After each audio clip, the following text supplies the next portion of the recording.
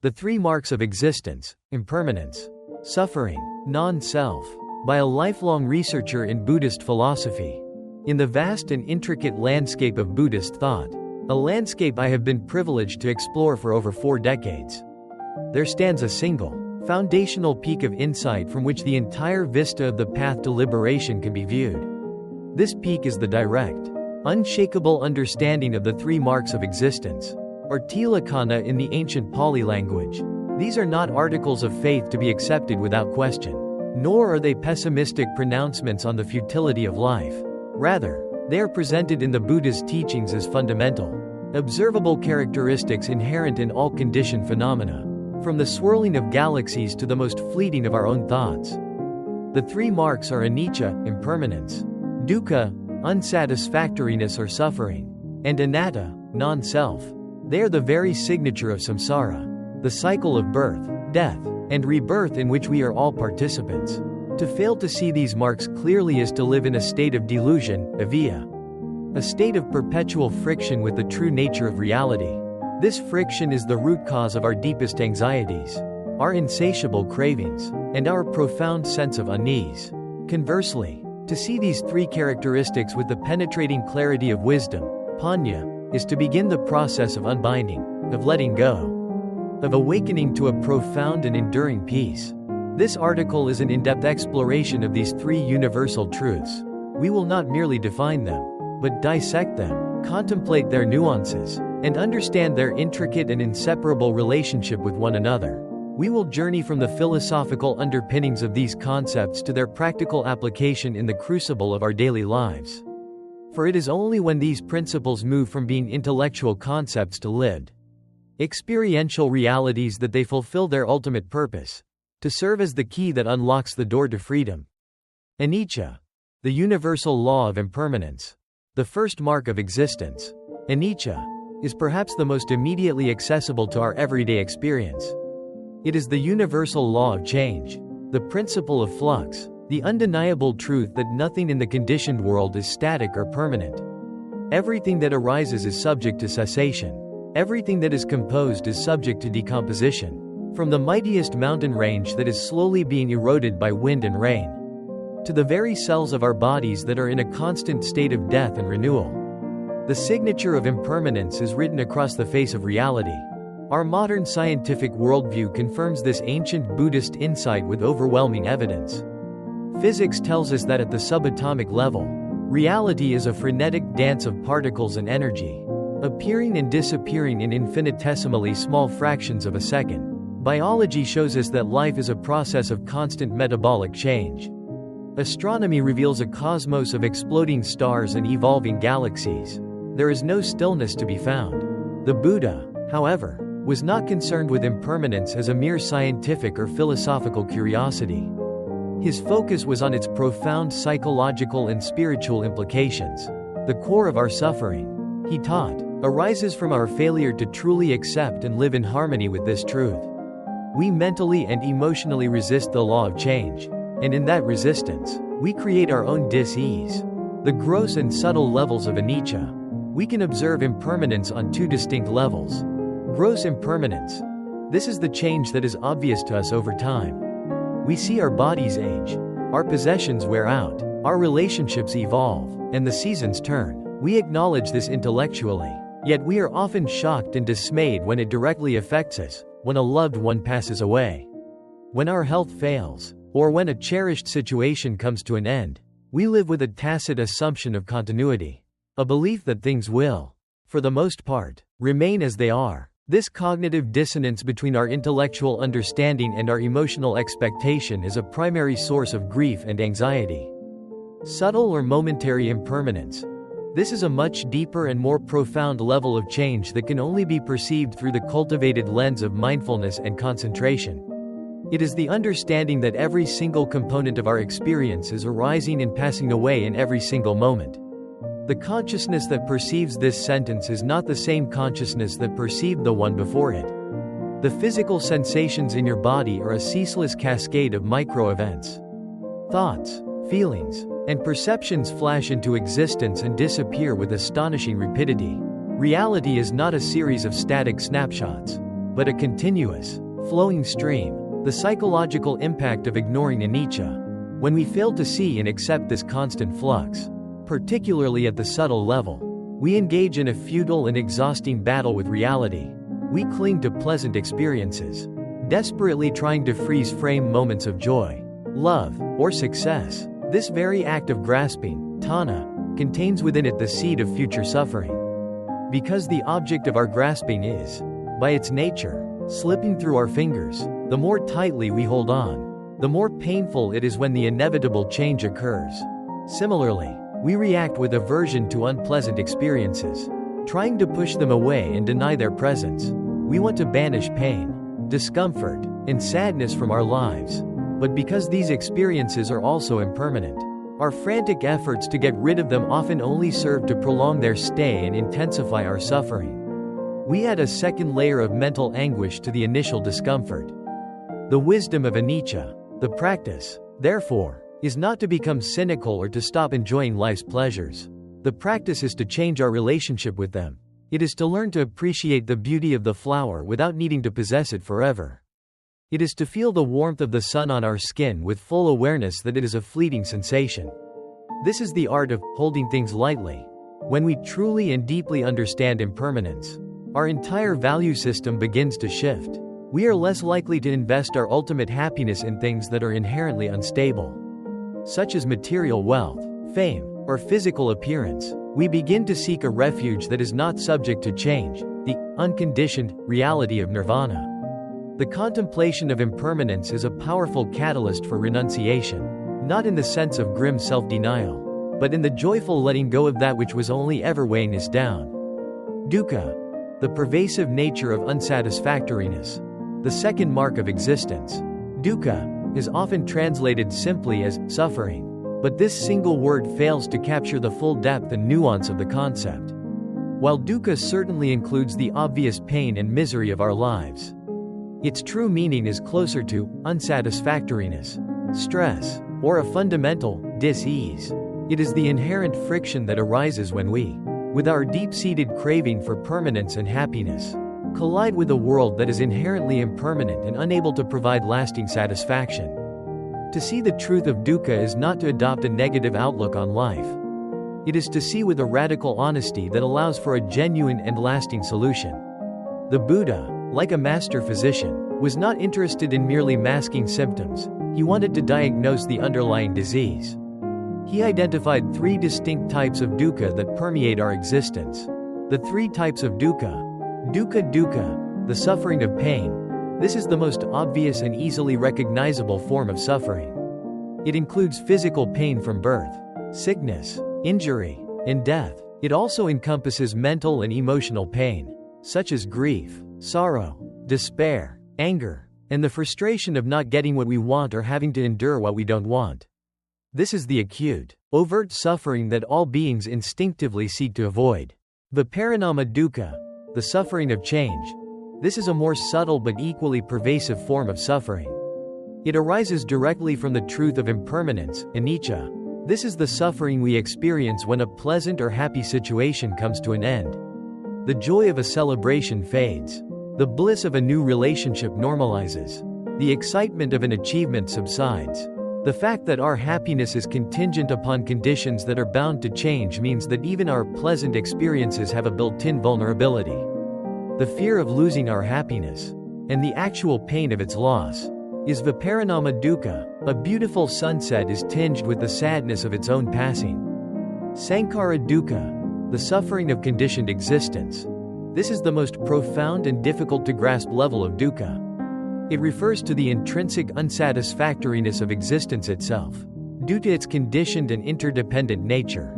It is the background hum of anxiety and stress that comes from being a self, composed of the five ever-changing aggregates: skandhas, form, feelings, perceptions, mental formations, and consciousness.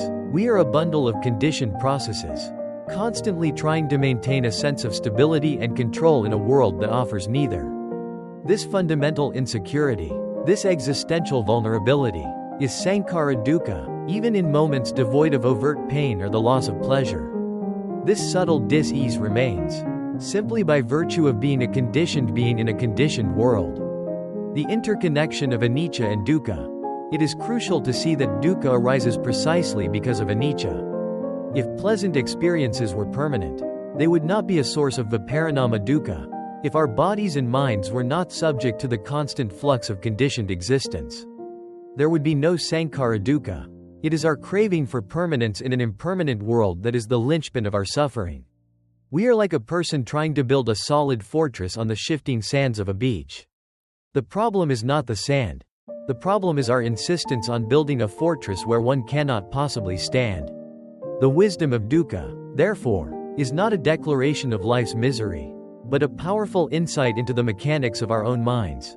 It shows us that our freedom lies not in changing the world to suit our desires, but in changing our desires to suit the world's true nature. Anatta, the liberating truth of non-self. The third and most profound mark of existence is anatta, Sanskrit, anatman. It is translated as non-self, no soul, or egolessness. This is, without question, the most challenging and frequently misunderstood of the Buddha's core teachings. And yet it is the absolute key to liberation. The doctrine of anatta is what distinguishes Buddhism from almost all other religious and philosophical systems, which tend to posit the existence of a permanent, unchanging soul or self, Atman, as the essence of a person. The Buddha, through his own deep investigation, declared that no such entity could be found. Anatta is not a nihilistic statement that we do not exist. It is a precise and subtle description of how we exist. It asserts that there is no independent, permanent, and singular I, or me, residing somewhere within our mind-body complex that is the owner of our thoughts, the feeler of our feelings, and the decider of our actions. Deconstructing the self, the five aggregates. To make this clear, the Buddha analyzed the human being into five components, or aggregates: skandhas, form, rupa, the physical body, with its sense organs and the entire material world; feelings, vedana, the raw sensations that arise from contact with the world, which are categorized as pleasant, unpleasant, or neutral; perceptions, sanya, the mental process of recognizing and labeling our experiences. For example, the eye sees a shape, and perception labels it tree. Mental formations, sankhara. This is a broad category that includes all our volitional activities, our thoughts, intentions, desires, aversions, habits, and all other mental constructs. Consciousness, vijnana, the basic faculty of awareness or knowing that arises when a sense organ makes contact with a sense object. E.g., eye consciousness arises from the contact between the eye and a visible form. The Buddha's instruction was to investigate each of these five aggregates and see if any of them could be identified as a permanent, unchanging self. Is my body myself? No, because it is impermanent, anicca, subject to sickness and death, and ultimately not under my absolute control. Are my feelings myself? No, because they are fleeting and constantly changing. A pleasant feeling arises, and then an unpleasant one, and then a neutral one. They are not a stable essence. Are my perceptions myself? No, they too are transient and dependent on conditions. Are my thoughts and intentions myself? No, this is a ceaseless torrent of mental activity. To identify with any single thought or habit would be to mistake a single wave for the entire ocean. Is my consciousness myself? No, consciousness is not a monolithic entity. It arises dependently. Eye consciousness depends on the eye and a form. Ear consciousness depends on the ear and a sound. And so on. It is a flickering, conditioned process. The conclusion of this investigation is that the self we so fiercely protect and promote is, in fact, a conceptual construct. It is a convenient label we apply to the dynamic, interdependent, and ever-changing process of these five aggregates working in concert. Analogies for understanding anatta. To illustrate this, the ancient texts use the famous analogy of the chariot.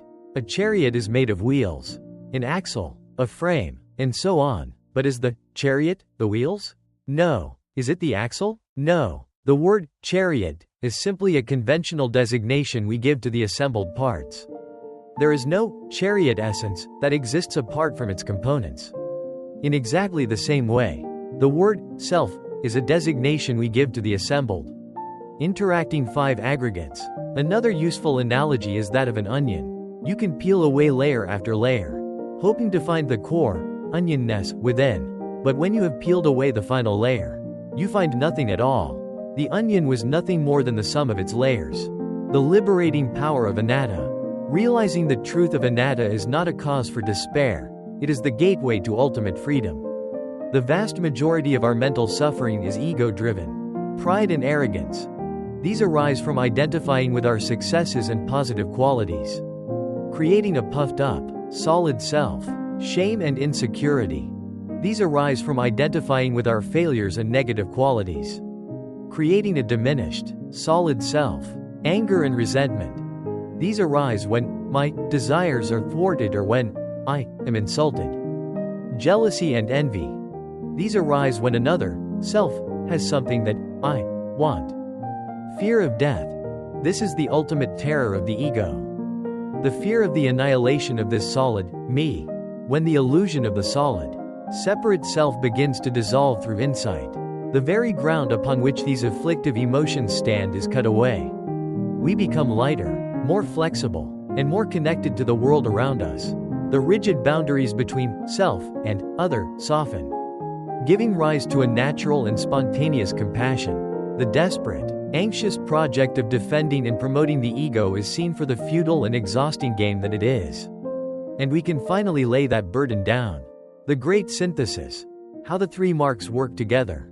It is impossible to fully understand any one of the 3 marks in isolation from the other 2. They are 3 facets of a single, unified reality. Their relationship can be summarized as follows. Because all things are impermanent, anicca, they are inherently unable to provide lasting satisfaction, and are therefore a source of unsatisfactoriness, dukkha. And because they are impermanent and unsatisfactory, they cannot possibly constitute a real, permanent, and autonomous self, anatta. Let's trace the logic. We see that our experience is in constant flux, anicca.